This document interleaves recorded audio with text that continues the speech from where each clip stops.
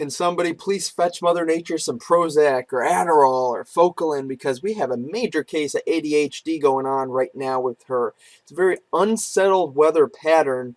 It's been for the last almost about week or so, and that will continue into this week. I know everybody's wondering, what about the flooding issues? Are we going to have those to contend with? What about 4th of July and even 3rd of July fireworks shows? I'll keep all those answers to myself. Now, I'm actually going to tell you, I'm going to share those with you coming up in my complete video forecast.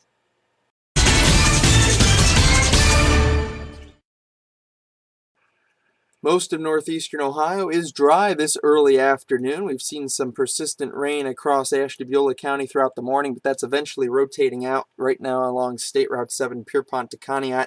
Downtown Cleveland, Parma, North Olmsted, Westlake, Avon, all seeing a little bit of light sprinkly activity, but most of the action is off towards the west. Fremont, Genoa, Woodville, up in Luna Pier, Michigan. That's where persistent heavy rain has been so far throughout the late morning hours and early afternoon. I'll tell you if there's a flooding potential in northeastern Ohio here coming up in just a moment. Gray and dreary skies across downtown Cleveland right now. Wall-to-wall cloud cover. Good news is some of our southern counties are starting to break out in some sunshine. Richland, Columbiana, even Stark County, Tuscarawas, of course. 3D Max Doppler radar network showing that we still have this kind of counterclockwise spin in the atmosphere, bringing in rain showers and thunderstorms from the south and the southeast towards the north and the northwest.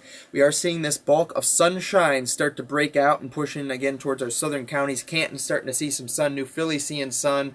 Soon it'll be in Youngstown and Akron. Temperatures right now cool, it's upper 60s to mid 60s across the PA border areas, but we are warming up across other areas.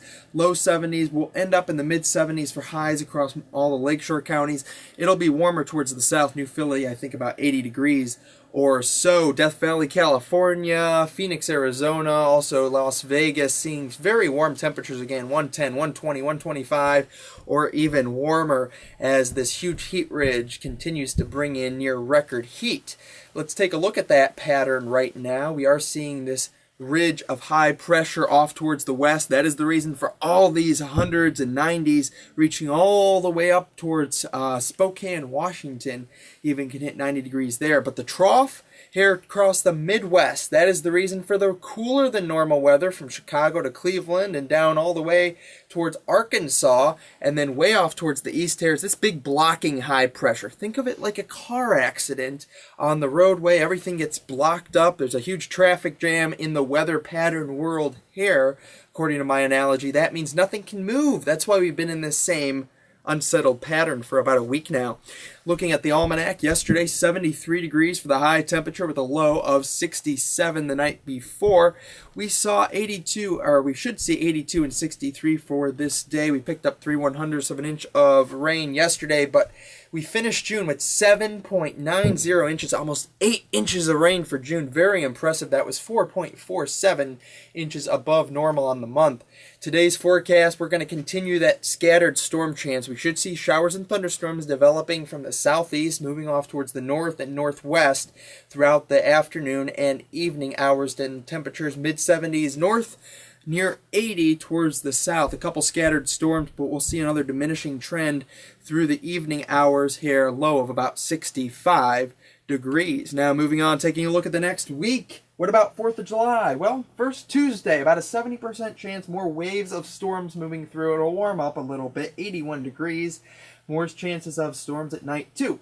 Wednesday, scattered storms, also 81, 66 degrees there Wednesday night. Then 4th of July, only a 30% chance of storms. That's good news.